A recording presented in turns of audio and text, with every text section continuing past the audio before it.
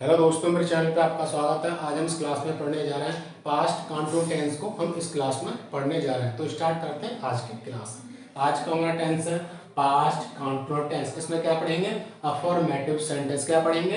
Affirmative sentence. Affirmative sentence को हिंदी में क्या कहते हैं? साधारण वाक्य। पास्ट कंटिन्यूस टेंस के हम साधारण वाक्यों को पढ़ने जा रहे हैं। ठीक है, अब बात करते हैं पास्ट कंटिन्यूस टेंस की पहचान क्या है। पास्ट कंटिन्यूस टेंस की पहचान क्या है? तो क्या है? नंबर 1, जिन वाक्यों के अंत में रहा था, रही थी, रहे थे आदि शब्द आते हैं। नंबर 1। नंबर 2 देखते हैं। इस टेंस के वाक्यों में यानी पास्ट कंटिन्यूस टेंस के वाक्यों में कार्य का लगातार होना पाया जाता है लेकिन समय नहीं दिया होता। पास्ट कंटिन्यूस टेंस के वाक्यों में कार्य का लगातार होना पाया जाता है लेकिन टाइम नहीं दिया होता है। अगला देखते हैं। ठीक है, नंबर 3, इस टेंस को यानी पास्ट कंटिन्यूस टेंस को पास्ट इम्परफेक्ट या पास्ट प्रोग्रेसिव भी कहते हैं। पास्ट कंटिन्यूस टेंस को पास्ट इम्परफेक्ट या पास्ट प्रोग्रेसिव भी कहते हैं। किसको कहते हैं? पास्ट कंटिन्यूस टेंस को। ये तो होगी इसकी पहचान। अब देखते हैं इससे संबंधित कुछ हम एग्जाम्पल देखते हैं। नंबर 1, वह खाना खा रहा था। तो इसमें रहा था गया, किस टेंस का वाक्य हो गया? यह वाक्य पास्ट कंटिन्यूस टेंस का हो गया। अगला देखते हैं। तुम विद्यालय जा रहे थे, इसमें भी रहा था आ गया। वे तुम्हें पढ़ा रहे थे, इसमें भी रहा था आ गया। ये तीनों ही एग्जाम्पल, ये तीनों ही उदाहरण पास्ट कंटिन्यूस टेंस के हैं।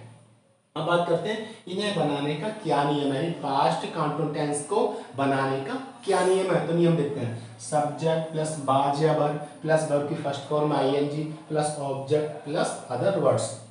अब बात करते हैं बाज वर्ब। बाज वर्ब क्या है? बाज वर्ब हेल्पिंग वर्ब है, सब्जेक्ट के अनुसार इनका प्रयोग होता है। ठीक है, हेल्पिंग वर्ब का यूज कैसे करेंगे? ठीक है, आई ही see it, I he see it या एक वचनकर्ता के साथ हेल्पिंग वर्ब वाज का प्रयोग हम करते हैं। ठीक है, आई ही सी इट या एक वचनकर्ता के साथ हेल्पिंग वर्ब वाज का प्रयोग हम करते हैं या होता है। अगला देखते हैं। We you they, B you they या बहुवचनकर्ता के साथ हेल्पिंग वर्ब का प्रयोग किया था। एक वचनकर्ता के साथ वाज का प्रयोग, बहुवचनकर्ता के साथ वर्ब का प्रयोग करते हैं। जैसे वह खाना खा रहा था, वह खाना खा रहा था। तो वह एक वचन करता है या बहुवचन करता? तो वह एक वचन करता है, इसलिए हेल्पिंग वर्ब हम वाज का प्रयोग करेंगे। तो वह, ही, वाज, खाना खाने का ईट, नियम कह रहा है कि वर्ब की फर्स्ट फॉर्म में आईएनजी हम लगाएंगे।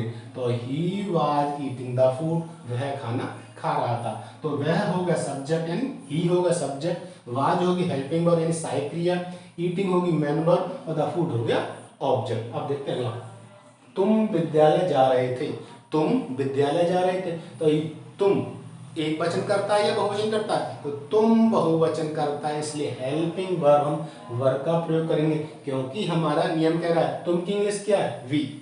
तुम की इंग्लिश क्या है? तो इसके साथ हेल्पिंग वर्ब किसका प्रयोग होगा? वर्ब का, क्योंकि वर्ब का प्रयोग क्योंकि हमारा नियम कह रहा है बहुवचन कर्ता के साथ हेल्पिंग वर्ब का प्रयोग होता है। किस टेंस में?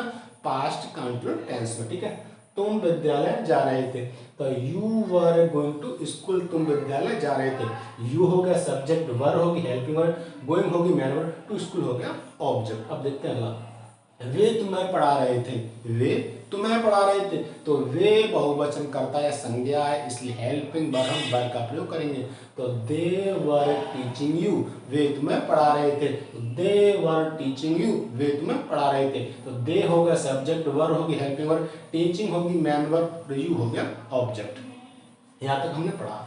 अब बात करते हैं इनसे संबंधित हम कुछ उदाहरण देखते हैं, यानी पास्ट कंटिन्यूस टेंस से संबंधित कुछ हम एग्जाम्पल देखते हैं। नंबर 1, मैं कल एक पुस्तक पढ़ रहा था, मैं कल एक पुस्तक पढ़ रहा था। तो I was reading a book yesterday, मैं कल एक पुस्तक पढ़ रहा था। आई होगा सब्जेक्ट, वाज होगी हेल्पिंग वर्ब, रीडिंग होगी main verb, a book yesterday हो गया ऑब्जेक्ट। अब देखते हैं अगला।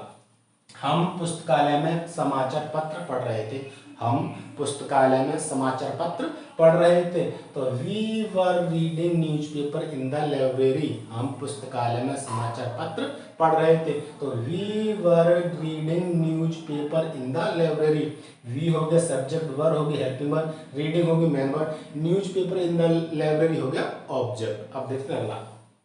राम का भाई टिकट खरीद रहा था। राम का भाई टिकट खरीद रहा था, तो Ram's brother was buying A ticket. Ram का भाई टिकट खरीद रहा था, तो राम्स ब्रदर हो गया सब्जेक्ट, वाज होगी हेल्पिंग, बाइंग होगी मैन वर्ब, ए टिकट हो गया ऑब्जेक्ट। अब देखते हैं अगला, यह लड़की कल कल रो रही थी। यह लड़की कल रो रही थी, तो this girl was weeping yesterday. यह लड़की कल रो रही थी, तो this girl was weeping yesterday. This girl होगा सब्जेक्ट, वाज होगी हेल्पिंग वर्ब, वीपिंग होगी मैन वर्ब, यस्टरडे हो गया ऑब्जेक्ट। अगर मेरी वीडियो पसंद आई तो वीडियो को लाइक करें, चैनल को सब्सक्राइब करना ना भूलें। मिलते हैं अगले वीडियो में।